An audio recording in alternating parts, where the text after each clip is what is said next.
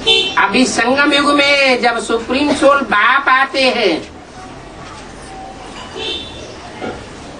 आत्माओं को राजयोग सिखाते हैं, जो भी मनुष्य मात्र हैं सबको बाप का परिचय मिलता है। नंबरवार याद करने के लिए सानिध्य मिलता है, संग का रंग मिलता है।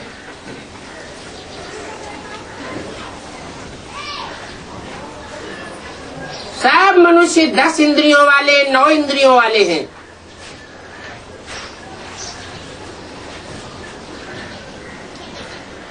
कोई अपनी सब इंद्रियों से परमात्मा का सानिध्य प्राप्त कर लेते हैं और जास्ती से जास्ती सानिध्य प्राप्त करते हैं, और कोई आत्माएं कम सानिध्य प्राप्त करती है।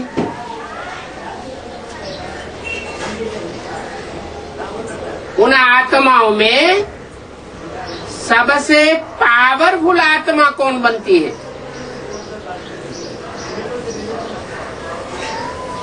जो जास्ती से जास्ती सानिध्य प्राप्त करती हो, है जगदम्बा। जगदम्बा सारे जगत की अम्बा है। उसे गीता माता कहो, प्रकृति माता कहो, क्या नाम? प्रकृति,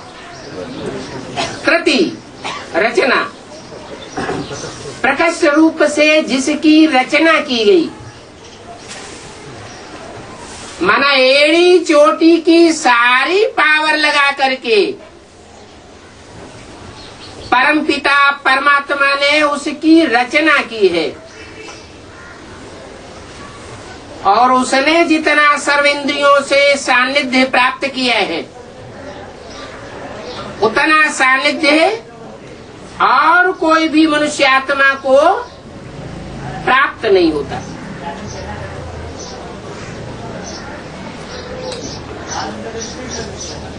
अच्छा, वो तो जगत माता है, राजमाता का पद पाती है।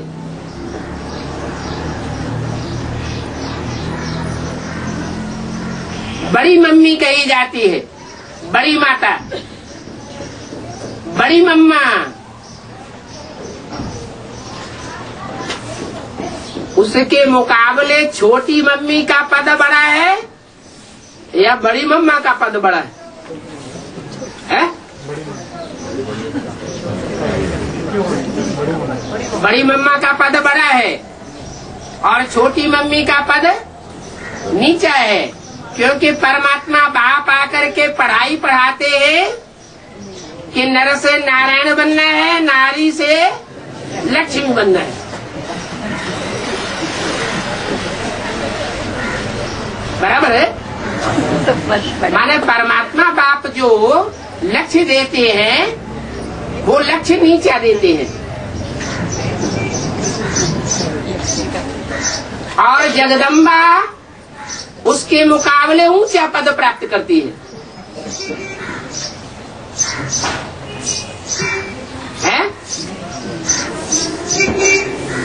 अरे बाप जो पढ़ाई पढ़ाएंगे, ऊंची पढ़ाई पढ़ाएंगे, ऊंचा लक्ष्य देंगे या नीचा लक्ष्य देंगे? बाप तो जरूर ऊंचा लक्ष्य देंगे। ऊंचा लक्ष्य है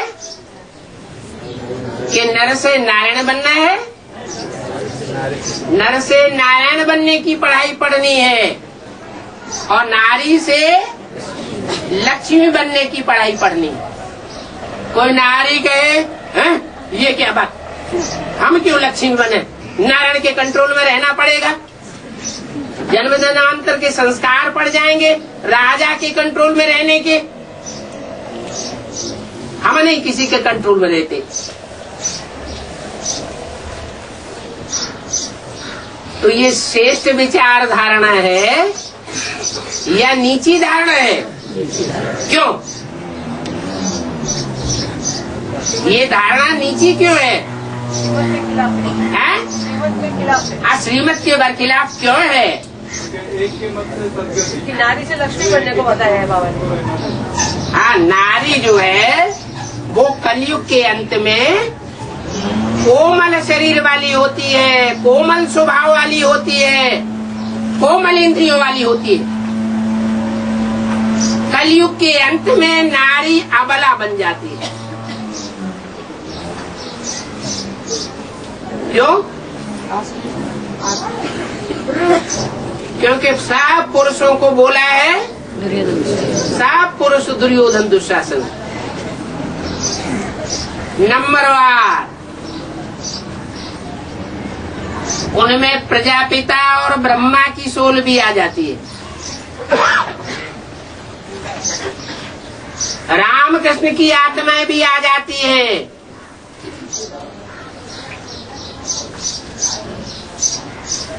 अगर राम की आत्मा में सुप्रीम सोल शिव का आवेश ना माना जाए तो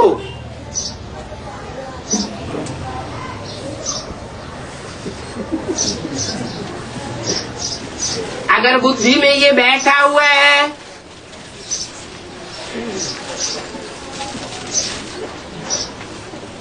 कि राम में वो निराकार राम प्रवेश है,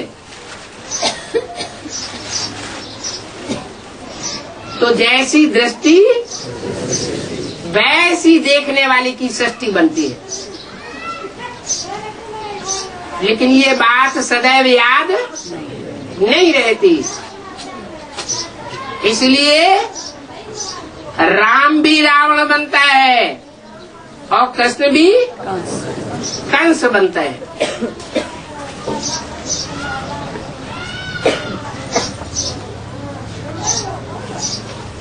कंस बनना और रावण बनना ये लाजमी है। कब? सतो प्रधान शूटिंग में या तमो प्रधान शूटिंग में? जब सारी सृष्टि तमो प्रधान बन जाती है। सिर्फ प्रकृति की ही बात नहीं है, प्रकृति तो जड़त्वमयी है। जड़त्वमयी प्रकृति ज्ञान को पहले नहीं समझ सकती, इसलिए मुरली में बोला है, मेरे साथ रहने वाले बच्चे मेरे को नहीं पहचान पाते। और सबसे ज्यादा साथ कौन देती है? जगदम्बा। तन से जगदम्बा। लेकिन जड़त्वमयी प्रकृति होने के कारण बाप को नहीं पहचान पाती।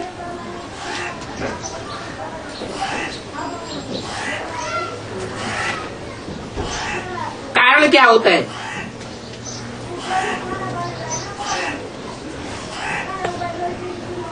स्त्री चोला।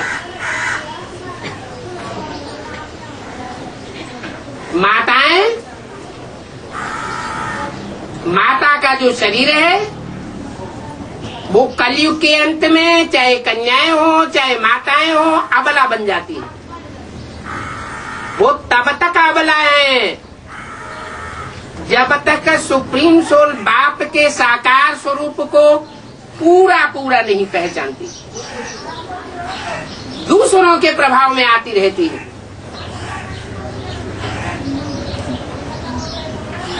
जब पूरा पहचान लेती है तो पति परमेश्वर वाली जो बात भक्ति मार्ग में चलती है वो सिर्फ परमात्मा बाप के ऊपर लागू होती है।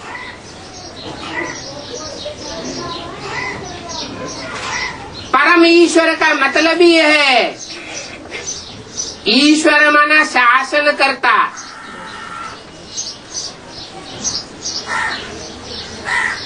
ईश्वर माना शासन और परमेश्वर माने परम शासन करता। जो भी शासन करने वाले हैं उनसे भेंट की गई परम शब्द के द्वारा। जैसे अंग्रेजी में कहते हैं गुड, बेटर, बेस्ट, माना बेस्ट एक होगा या अनेक होंगे? एक होगा। ऐसे ही परम शब्द आता है, परमेश्वर है, परम शासन करता।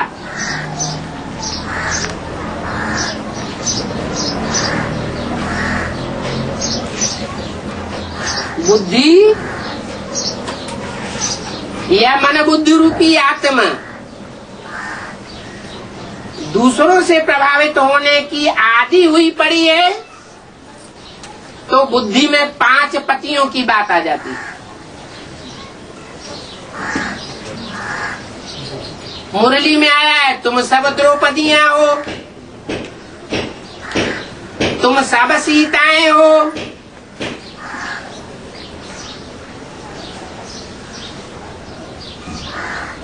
तो अबलामयी बुद्धि होने के कारण ये बात नहीं आती कि ये द्रौपदी और सीता बनने का लक्ष्य बाबा ने हमको नहीं दिया है। सीता बनने का लक्ष्य दिया है क्या?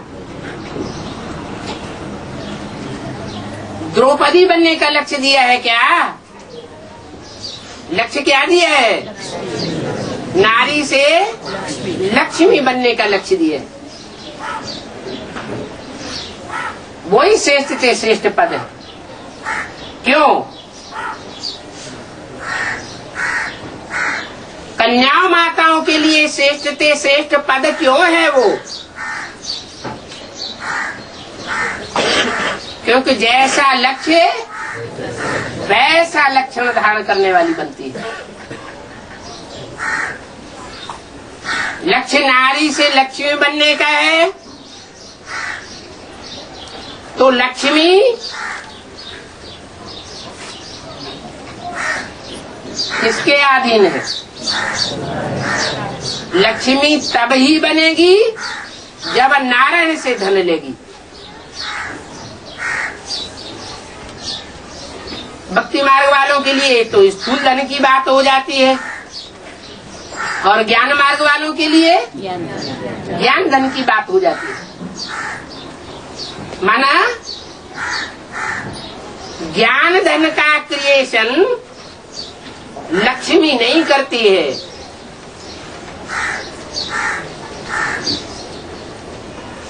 वो मनन चिंतन मंथन करके मक्खन नहीं निकालती है, लेकिन नारायण के द्वारा और उसके सहयोगियों के द्वारा जो मक्खन रूपी सार निकलता है, जिसे गीता ज्ञानामृत कहा जाता है, वो गीता ज्ञानामृत धारण करने के निमित्त बनती है। धारणा भी 2 प्रकार की होती है।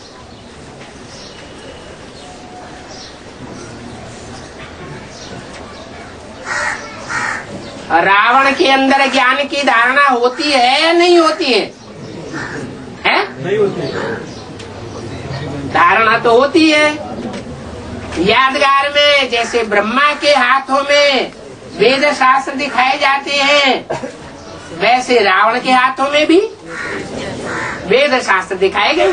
हाथ में ना, बुद्ध रूपी हाथ में वेद शास्त्र दिखाए गए। वेद शास्त्र ज्ञान की निशानी है। तो ऐसा नहीं कि रावण प्रकांड विद्वान नहीं था,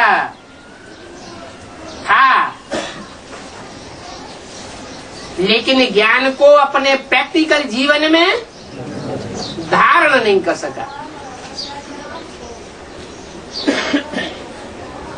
और उसके अपोजिशन में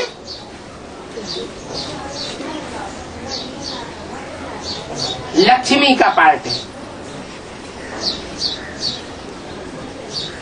लक्ष्मी ज्ञान को धारण नहीं करती है, माने वजन नहीं ढोती है जैसे रावण वजन ढोता था। क्या करती है?